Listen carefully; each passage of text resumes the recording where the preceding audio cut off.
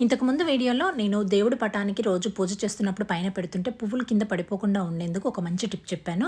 దానికి మంచి రెస్పాన్సే వచ్చింది. కానీ కొంతమంది ఇలా పువ్వుల కాడలు పటానికి ముందు వైపే కనిపిస్తున్నాయి అని అంటున్నారు. అలాంటి వారైతే కనుక నేను ఇంతకుముందు చెప్పినట్టుగానే అదే ప్రాసెస్లో పువ్వులను ఫోటోకి వెనక వైపు నుంచి ఇలా పెట్టాలి. ఇలా కూడా బాగుంటాయి, అస్సలు కదలవు.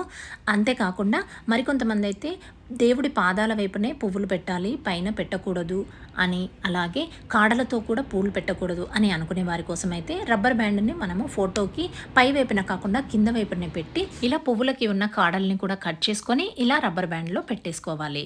అంతేకాకుండా మనం పెడుతున్న ప్రతి పువ్వు కూడా ఇంకాస్త అందంగా కనిపించాలి అంటే ఒక్క వాటర్ డ్రాప్ని తీసుకొని వేలికి అంటించి ఇలా పువ్వుకి మధ్యలో తడి తగిలేలా పెట్టి దానిపైన కుంకుమ పెట్టుకోవాలి. ఇక ఈ పువ్వులను తీసి ఇంతకుముందు నేను వీడియోలో చెప్పినట్టుగానే రబ్బర్ బ్యాండ్లో దూర్చేసుకుంటే చూడ్డానికి అందంగా కదలకుండా ఉంటాయి. మరి ఈ టిప్ నచ్చితే ఫాలో చేసేయండి మరి.